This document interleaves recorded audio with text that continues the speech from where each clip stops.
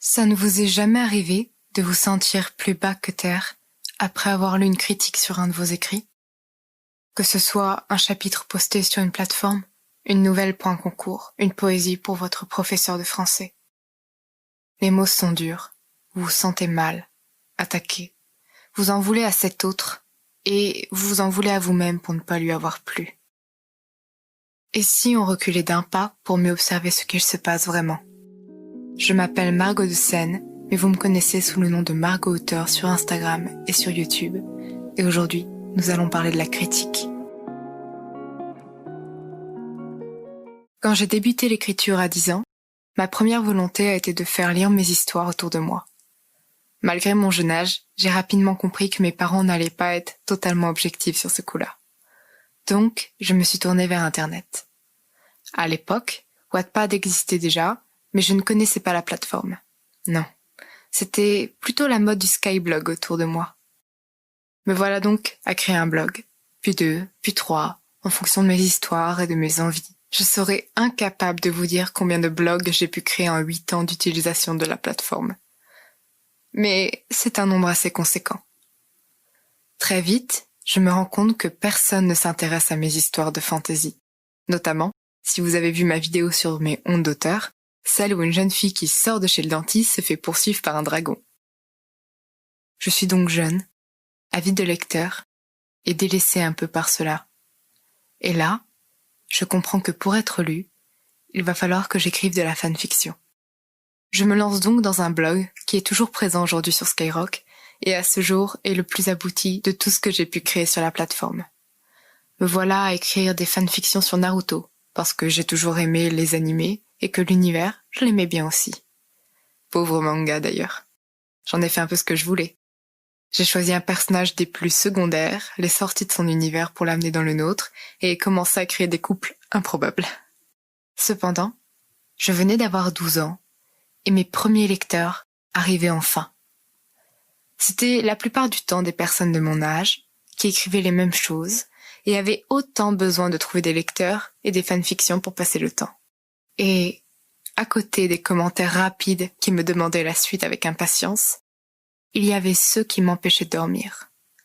Ceux qui disaient que mes histoires étaient clichés et sans intérêt, que mes personnages n'étaient pas bons, que je faisais trop d'erreurs dans mes temps verbaux, que j'avais des fautes partout, que mes rythmes étaient à retravailler, que ma mise en forme n'allait pas du tout, que mes descriptions étaient inexistantes, que mes dialogues n'avaient aucun sens et que mes répétitions à outrance faisaient mal aux yeux. Vous savez, je me souviens parfaitement de la jeune adolescente que j'étais, qui supprimait ces commentaires ou se contentait de les ignorer, vexée. Je me sentais mal parce que je ne comprenais pas leurs remarques. À l'époque, les chaînes YouTube sur l'écriture n'existaient pas plus que les comptes Instagram sur le sujet. Il n'y avait que moi, mon blog et les commentaires qui me faisaient mal. Comment savoir s'ils disaient la vérité? Peut-être n'étais-je pas faite pour écrire? Et si j'étais simplement nulle et que l'on ne pouvait rien y changer? Ces questions me tracassaient et mon incapacité à terminer un roman ou une fanfiction n'arrangeait rien du tout. Je ne savais pas pourquoi j'échouais à chaque fois et je me demandais de plus en plus si ma passion n'était qu'un doux rêve que je me faisais. En fait, 2 choses m'ont permis de comprendre et d'accepter les risques. La première, ça a été la lecture. Au fur et à mesure que je lisais, je me suis rendu compte de ce qui marchait, de ce qui ne pouvait pas se faire, et quelles étaient les règles que tout le monde semblait respecter sans m'avoir informé au préalable. Le pire, c'était que mes observations correspondaient aux critiques que je recevais. Alors, je continue d'effacer les histoires sur mon blog et de recommencer en essayant d'appliquer les conseils qu'on me donnait. C'était difficile, et je n'arrivais toujours pas à dépasser le chapitre 5. Je me décourageais. C'est là qu'est intervenue la deuxième chose. Un jour, en me baladant sur d'autres blogs, je suis tombée sur un concours de nouvelles et j'ai souhaité y participer. J'ai écrit mon texte en moins de 2 heures et l'ai posté, toute fière. Puis, en lisant celle des autres, je me suis prise une claque. Cela n'avait rien à voir. Certes, j'étais peut-être l'une des plus jeunes du concours. Certes, j'avais eu moins de temps pour écrire ma nouvelle car j'étais arrivée en retard. Mais la différence de niveau m'a ébahie. Je me suis donc mise à lire des nouvelles, encore et à lire les critiques qu'elles recevaient. Le fait qu'elles ne me soient pas adressées directement m'a permis de mieux les comprendre, de mieux les absorber aussi. Et quand, quelques mois plus tard, je suis tombée sur un autre concours de nouvelles, j'ai choisi de participer également. C'était la deuxième de mon existence, et quand je la lis aujourd'hui, j'ai beaucoup de tendresse pour elle. J'ai passé des nuits blanches à l'écrire, à la peaufiner, à tenter de corriger mes fautes, à essayer d'écrire une fin tragique. Je l'ai lue des centaines de fois avant de la poster, pour vérifier mes dialogues, mes descriptions, mes répétitions. Clairement, elle est loin d'être parfaite. Et je m'en rends compte aujourd'hui. Mais l'écart entre cette nouvelle et mes écrits de l'époque est saisissant. Et pourtant, la seule chose que je faisais, c'était simplement d'essayer de mettre en place tous les conseils que j'avais pu entendre, même ceux qui m'avaient fait le plus mal et le plus douter de moi-même. Cette nouvelle a terminé 3e du concours. Les organisateurs et les lecteurs m'ont félicité pour ma plume, pour les émotions que je leur avais fait ressentir. C'était alors le plus beau cadeau que je pouvais recevoir.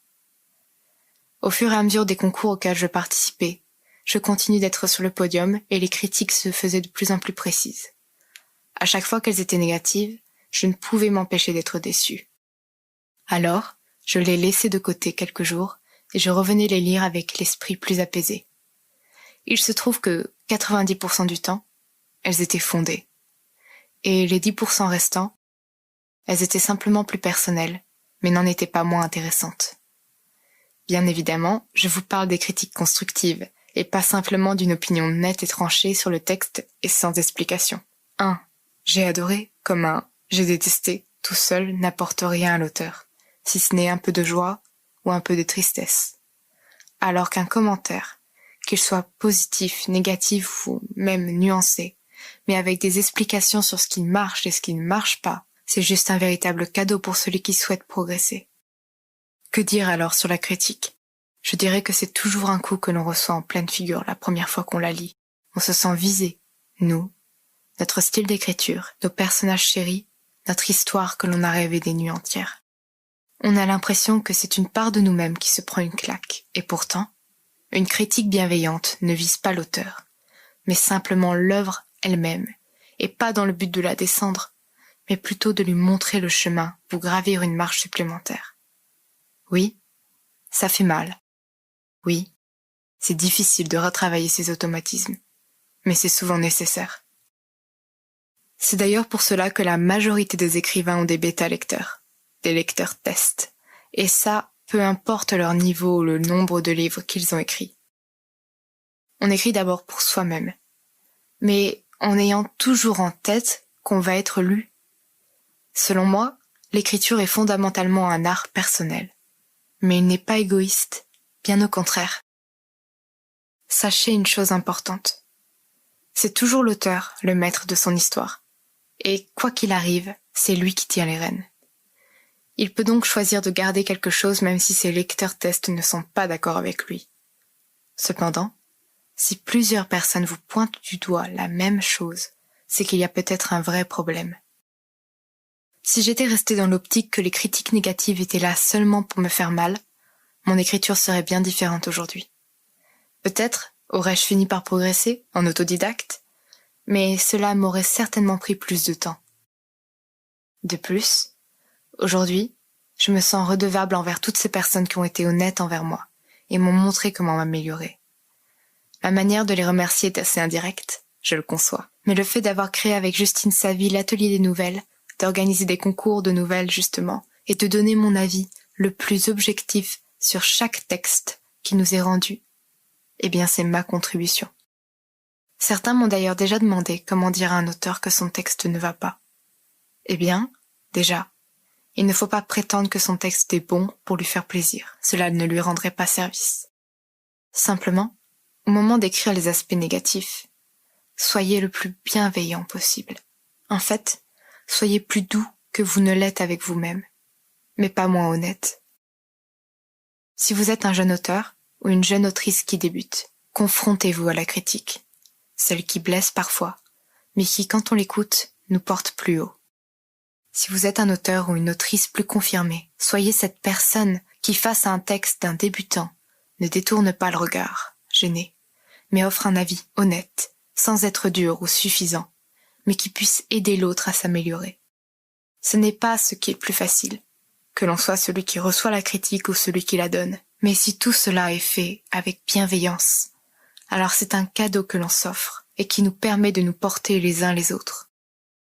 Alors, la prochaine fois que vous vous sentez blessé par une critique, reculez d'un pas, prenez du temps pour l'encaisser et regardez-la avec un œil neuf.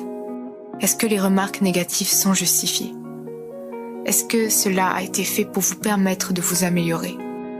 Car, dites-vous bien une chose, on ne peut certes pas être aimé de tout le monde, mais on peut toujours devenir meilleur que la personne qu'on était hier.